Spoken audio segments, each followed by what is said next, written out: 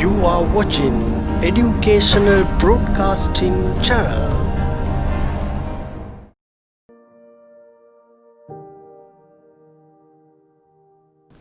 අයිබෝවන් 10 ශ්‍රේණියේ මීළඟ අධීර මීළඟ පාඩම අපි අද කරන්න සූදානම් වෙන්නේ. මේකෙදි අපිට අනිවාර්යයෙන්ම මෙන්න මේ සුළු කිරීම පිළිබඳව අපි දැන් කරුණු කතා කරලා තියෙන්නේ. ඒතර මේකේ තියෙනවා දැන් අපි ද්විපද ප්‍රකාශනවල මෙන්න මේ වගේ ගැටලු වර්ගායිතේ මේ වගේ ගැටලු අපි සාකච්ඡා කරා. දැන් ඊළඟට අපිට මේකේ පොඩක් බලන්න තියෙනවා භාග සම්බන්ධ ගැටලු. ඒතර භාග සම්බන්ධ ගැටලු කියන්නේ මෙන්න බලන්න මේ ගැටලු x ධන එක විදීම x වර්ගායිතය. x ධන එක විදීම x වර්ගායිතය. දැන් මේකේ අර නීතියමයි යොදන්නේ. මොකක්ද? මුල පදයේ වර්ගය පද දෙකේ ගුණිතයේ දෙගුණේ අග පදයේ වර්ගය. එහෙමනම් අපි මේකට යොදමු x ධන එක බෙදීම x සම්පූර්ණ වර්ගය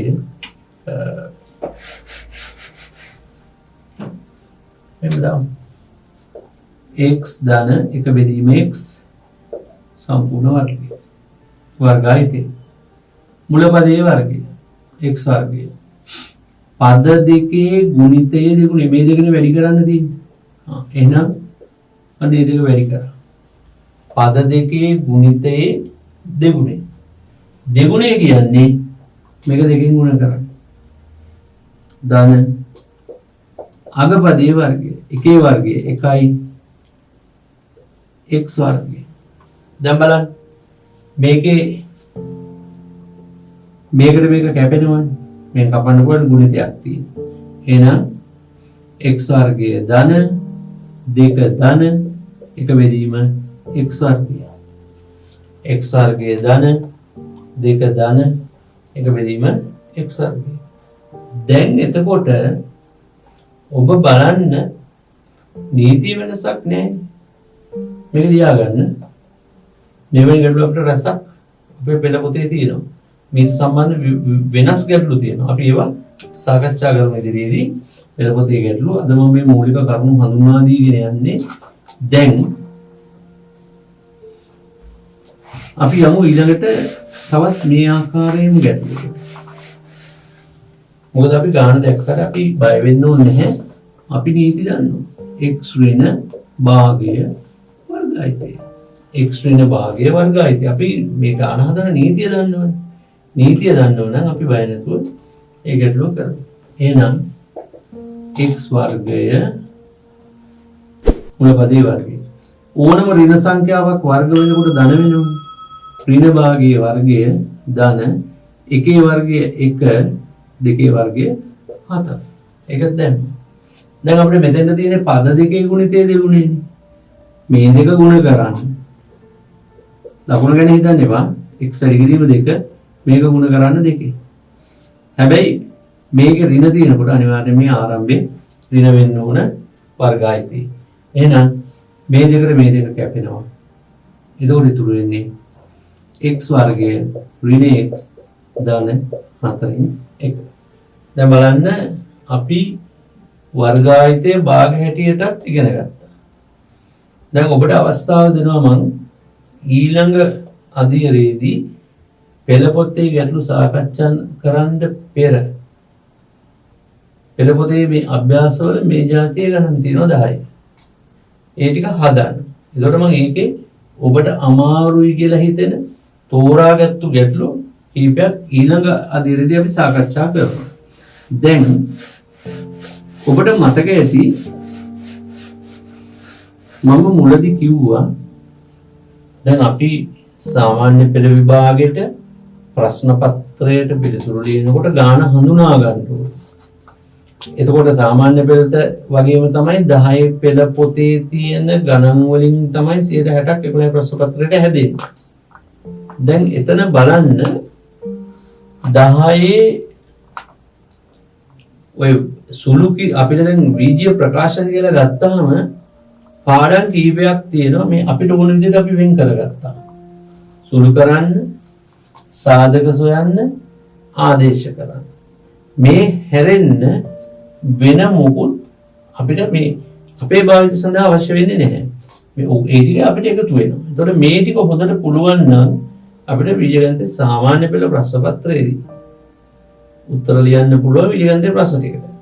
ඒ වගේම තමයි මතක තියාගන්න මම පහුගිය වාර පරීක්ෂණ වල ප්‍රශ්න වලදී මේ යෙදුම් මේ හා සම්බන්ධව ගැටලු යෙදෙන්නේ කොහොමද කියන එක මේ කොටස් තුන අවසානයේදී ඔබට පෙන්වන්න කරන ප්‍රශ්න පත්‍ර මගින්.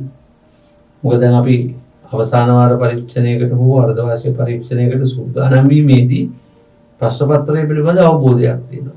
ඒතර මේ අවබෝධය ඔබට ලැබෙන්නේ ඔබ පුහුණු වෙලා තියෙන හැටියට ගාන දැක්කම හදන්න පුළුවන් වෙනවා. එහෙම හදන්න පුළුවන් නම් ඔබ දක්ෂයෙක්. එතෙන්ද තමයි ඔබ පුහුණු කරන්නේ. දැන් මම ඔබට කිව්වා වීජීය ප්‍රකාශන මේ වගේ ආකාර තුනකට බෙදෙනවා කියලා. සූරු කරන්න, සාධක සොයන්න, ආදේශ කරන්න. දැන් ඊළඟට සුළු කරන එකේ මම කොටස් පහක් කිව්වා. ඒ කොටස් පහ දැන් කරලා කොටස් හතරක් කරලා ඉවරයි. මේක 11 ශ්‍රේණිය සඳහා කියලා කිව්වා.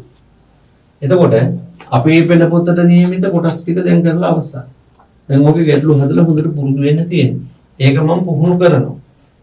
දැන් අපි ඊළඟට බලමු අපේ මේ ගණිත ගැටලු වල බීජගණිතයේදී අතිශයින්ම වැදගත් වෙන, ඉතාමත්ම වැදගත් වෙන සාධක පාඩම. මේක අපිට ඉදිරියේදී අවශ්‍ය වෙනවා.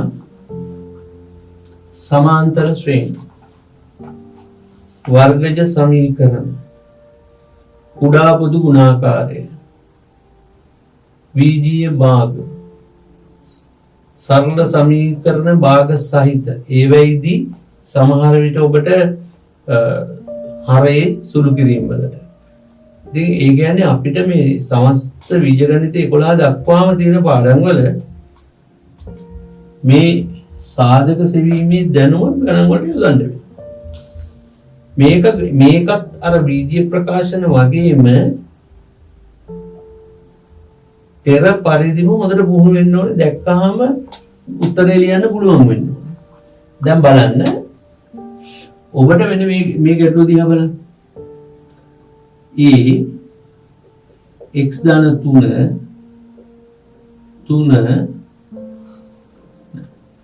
y x ධන 3 මෙහෙම ගන්නක් තියෙනවා කියලා හිතන්න. මේ ළමයන් ගාක් වරද්ද ගන්න තැනක්. දැන් මෙහෙම තියලා සමහර ගණන් වල මේ ගාන දීලා කියනවා සුළු කරන්න කියලා. එහෙම නැත්නම් කියනවා සාධක හොයන්න කියලා. දැන් සමහර ළමයි කරන්නේ සුළු කරන්න කිව්වම සාධක හොයනවා, සාධක හොයන්න කිව්වම සුළු කරනවා. එහෙනම් ඔබ හොඳින් මතක තියාගන්න, හිතේ ධාරණය කරගන්න, සුළු කරන විට හැම විටම වරහන් ඉවත් විය යුතුයි. සුළු කරන විට ඒ වීජ ප්‍රකාශන සුළු කරාම අවසානයේ වරහන් නැතුව තියෙනවා. එතකොට එහෙනම් අවසානයේ වරහන් ඉවත් කරලා උත්තර දාන්නේ සුළු කරන්න. ඒතර වරහන් ඉවත් කරන්න නම් මේ වරහන් තුල තියෙන පද පිටපදයෙන් පිට තියෙන අගයන් වලින් පද වලින් වැඩි කරන්න ඕනේ. හොඳට මතක තියාගන්න. දැන් මේකට උත්තර දෙකක් එනවනේ. ඒතර මේක සුළු කරන්න කිව්වොත් මේ වරහන් ඉවත් කරන්න. මේක සාධක හොයන්න කිව්වොත් ඔබට මතක ඇති 8 පන්තියේ මේක කරා. x ධන 3යි a ධන y.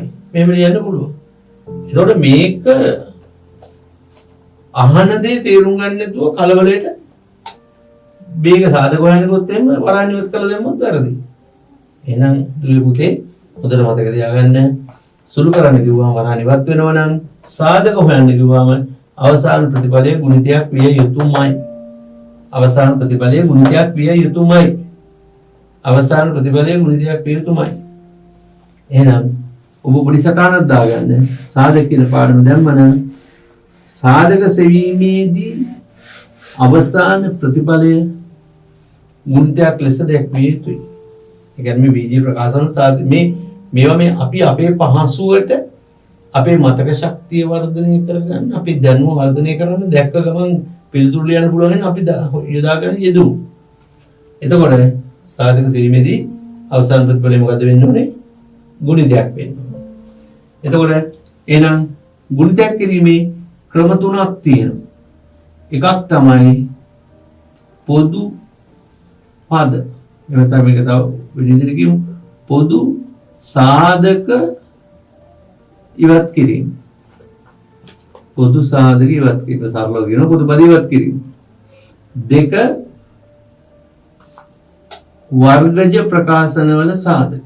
වර්ගජ ප්‍රකාශනවල සාධක. වර්ගජ ප්‍රකාශන. ඔකට කියනවා වර්ගජ ත්‍රිපද ප්‍රකාශන. වර්ගජ ත්‍රිපද ප්‍රකාශන.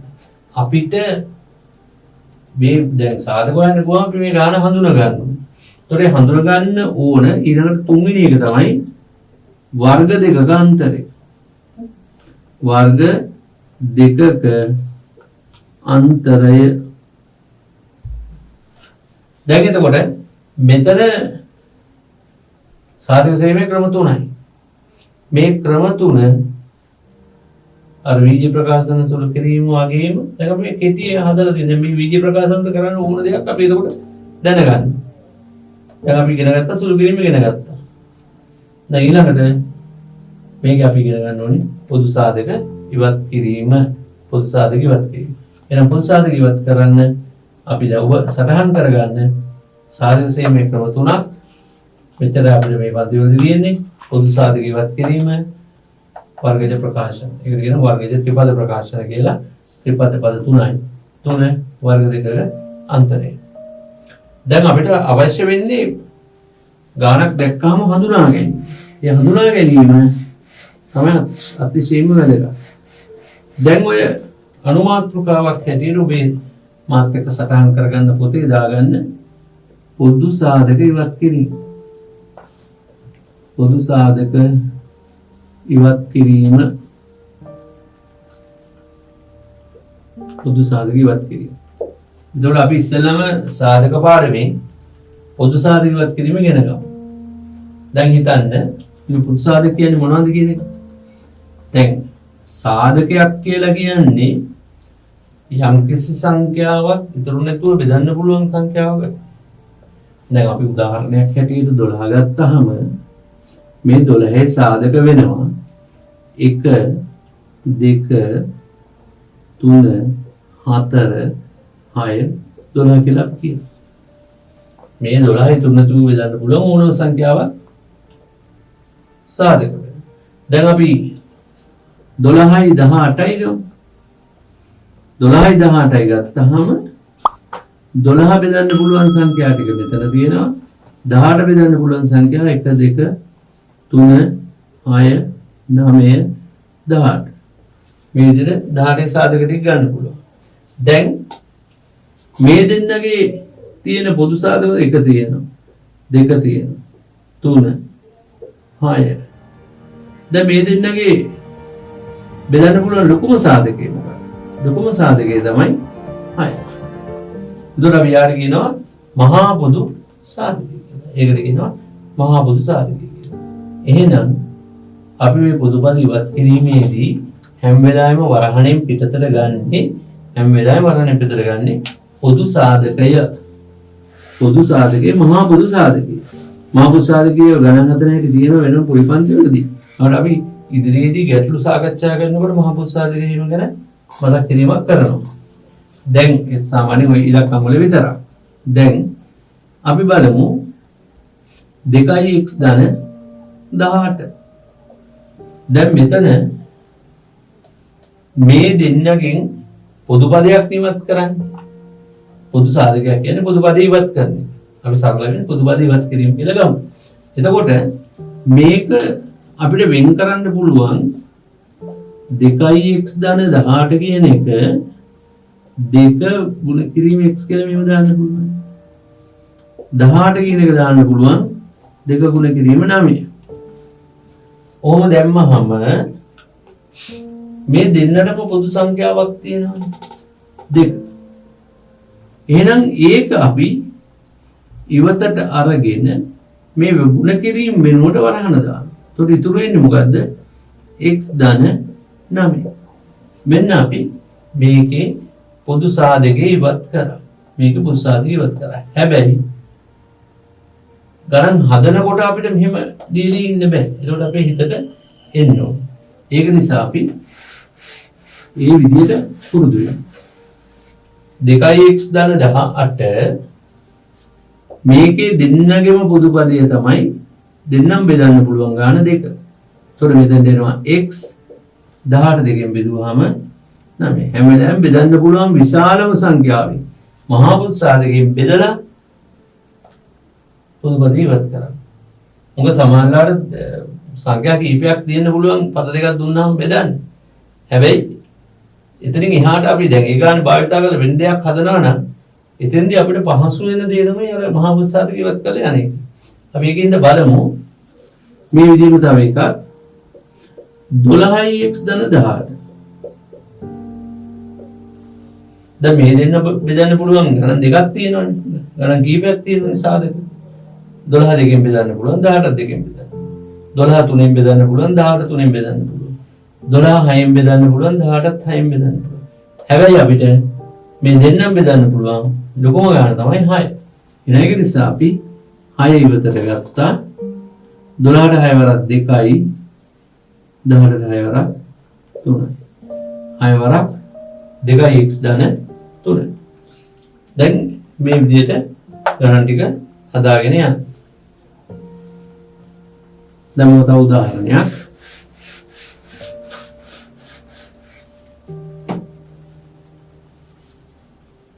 පහළ y(x) ඍණ x වර්ගය 15y(x) ඍණ x වර්ගය සංඛ්‍යාවක් හැටියට මෙතන නැහැ. සංඛ්‍යාවක් හැටියට මෙතන නැහැ. පොදු පදයක්. හැබැයි මෙතන x අකුරක් තියෙනවා මෙතන x අකුරක් තියෙනවා. මේකත් අපි මේ විදිහට ඉස්සෙල්ලාගේ කඩාගමු. 15 වැඩි කිරීම x ඍණ මෙතන x වැඩි කිරීම x. දැන් දෙන්න ගාම තියෙන පදේ මොකද්ද? දෙන්න ගාම තියෙන පදේ තමයි x. එහෙනම් අපි මේ x එළියට ගත්තා. x එළියට ගත්තාම දෙන්න ගාම තියෙන එක දැන් කරන්නේ එළියට ගත්තාම මෙතන ඉතුරු වෙන්නේ මොකද්ද? 15. මෙතන ඉතුරු වෙන්නේ මොකද්ද? x. මේක පොදු පදේ. එකක් එළියට ගත්තාම 15 ඍණ x ඉතුරු වෙනවා. ඉතින් මේකත් අපිට හිතෙන් කරන්න පුළුවන් වෙන්න ඕනේ. ඒක නිසා අපි හැම විටම පේරි ගණන් ලියන්නේ නැතුව එකවර උත්තරේ ලියන්න. දැන් මේක දෙන්න ගාම x තියෙනවා. මෙතන x එකයි මෙතන x දෙකයි. x එකක් එළියට ගත්තා. ඇතුලේ 15ක් ඉතුරු වෙනවා. මෙතන දෙන්නගෙන් එකක් ආවම x ඉතුරු වෙනවා. ඔය විදිහටයි උත්තරේ එන්නේ. එහෙමනම් දැන් අපි මෙන්න මේ වගේ එකක් බලමු. 12a වර්ගයේ ඍණ 3a. දැන් සංඛ්‍යා දෙක බෙදන්න පුළුවන්. සංඛ්‍යා දෙකෙන් බෙදන්න පුළුවන් 12න් හා 3න්. ඊට පස්සේම දෙන්න ගාම තියෙනවා a අකුරකුත් තියෙනවා. එහෙනම් අපි මෙතනින් 12යි 3යි බෙදන්න පුළුවන් සාධකය තමයි 3. ඒ වගේම තමයි දෙන්න මෙතනින් එකක් ගන්න පුළුවන්. මෙතනොත් එකක් ගන්න පුළුවන්. දෙන්නගෙන්ම ගන්න පුළුවන් ගාන එළියට ගන්න. ඒකට 12ට 3 වරක් 4යි දැන් අපි 3යි එළියට ගියා. එතකොට මෙතන බිඳුව දාන්නේ නැහැ. අපි මේ පොදු පදයක් ඉවතට ගන්නවා කියන එකේ තේරුම මොකද්ද? දැන් 12 මෙතනට 4යි බෙදීමෙන්නේ 3ෙන් බෙදලා. එහෙනම් 3යි වලින් බෙදුවාම 1යි. එතකොට මේකයි උත්තරේ. 15x ඍණ x වර්ගය x එළියට ගත්තා 15 ඍණ x 3යි එළියට ගත්තා 4යි ඍණ 1. මම දැන් ගානක් ලියනවා. ඔබ බලන්න ඔබට උත්තරේ දාගන්න පුළුවන්ද කියලා. axy a වර්ගය x වර්ගය y වර්ගය. අපි භාවිතයේ ඕනම දැනකට යොදා ගන්න පුළුවන් වෙනවා. එහෙනම් මෙයාගේ එකක් තියෙනවා මෙයාගෙනුත් එකක් ගත්ත හැකි. මෙයා ගාව x එකක් තියෙනවා මෙයාගෙනුත් x එකක් ගන්න පුළුවන්. මෙයා ගාව y තියෙනවා y එකක් ගන්න පුළුවන්. එහෙනම් a xy කියන තුනම ගන්න පුළුවන්. xy තුනම ගත්තාම xy වලින් බෙදෙනවා. එකයි. එතකොට එක ධන මෙතන a ලා දෙන්නෙක්ගෙන් a ගියානේ එළියට. a x ලා දෙන්නෙක් හිටියා එක්කෙනෙක් ගියා. x y ලා දෙන්නෙක් හිටියා y ගියා. මේ විදිහට. එහෙනම් මෙන්න මේ වගේ අපිට පුළුවන් පොදු සාධක ඉවත් කරන්න. දැන් ඔතන මම දැන් අවසානයේ පොලිසනාන් කිරීමක් කරන්නම්. දැන් අපිට දැන් මෙහෙම කරන්න පුළුවන්. දැන් මෙහෙමත් වෙන්න පුළුවන්. දැන් මෙතන තියෙනවා ඍණ 3. මෙහෙම තියෙනවා. ඍණ 3x ධන 12. දැන් මෙන්න මෙහෙම තියෙනකොට අපිට සිද්ධ වෙනවා මේ ඍණ ලකුණත් එක්ක ඉවතට ගන්න. ඍණ ලකුණත් එක්ක ඉවතට ගන්න. දැන් මෙතන ඔබ මතක තියාගත යුතු දේ තමයි ඕනම ඍණ ලකුණක් ඉවතට ගන්නකොට ඇතුලේ තියෙන පදවල ලකුණු වෙනස් වෙනවා. දැන් මෙතන ඍණ 3 ගිහුවම මෙතන ධන x බවට පත් වෙනවා.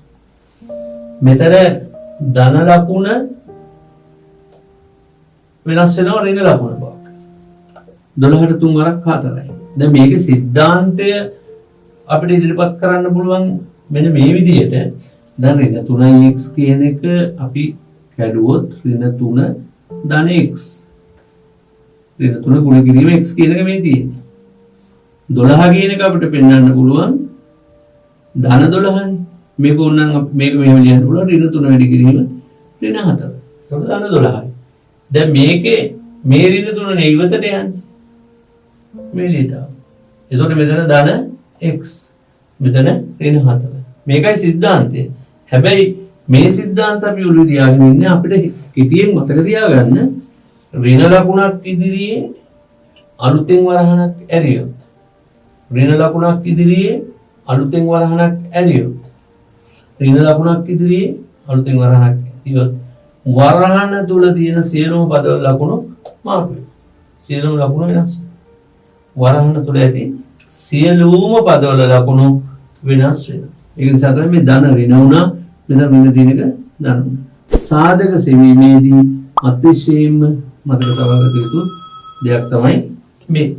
එතකොට අපි තව එක ගණනක් හදමු. ඍණ ax ධන 3x. ඍණ ax ධන 3x බණ්ඩ මෙතන ඍණ a ධන 3x. x අකුර තමයි දැන් දෙන්න ගාව තියෙන්නේ. එහෙනම් අපි x ගන්න. ලකුණ ගන්නවා ඍණ. ගත්තාම මෙතන ඉතුරු වෙන්නේ a. වරහණක් ඇරිය ගමන් ලකුණ මාරු වෙනවා. ඍණ. x අකුර එළියට ගියා. ඉතුරු වෙන්නේ 3. එතකොට මෙතන ඉතුරු වෙනවා a ඍණ 3. එහෙනම් මෙතන මතක තබාගත යුතු විශේෂම સિદ્ધාන්තය තමයි මොකක්ද? ඍණ ලකුණක් ඉදිරියේ වරහණක් කරනකොට ඇතුළේ තියෙන පදවල ලකුණු වෙනස් වෙනවා. ඍණ ලකුණක් ඉදිරියේ වරහණක් විවෘත වෙනකොට වරහණක් කරනකොට ඇතුළේ තියෙන ලකුණු වෙනස් වෙනවා. ඉතින් දුවේ පුතේ දැන් අපි පොදු සාධක ඉවත් කිරීමේ පළවෙනි පියවරේ එක්තරා කොටසක් ඉගෙන ගත්තා. තව උසාවි ඉවත් කිරීමේ තව ක්‍රමවේදයන් තියෙනවා අපිට. අපේ පන්තියට නියමිත. ඒක නිසා අපි අපේ ඉදිරි පාඩමේදී දැන් මේකේ කොහොමද ඊට වඩා අධික ප්‍රකාශන දෙන්න පුළුවන්, වෙනස් ප්‍රකාශන දෙන්න පුළුවන්.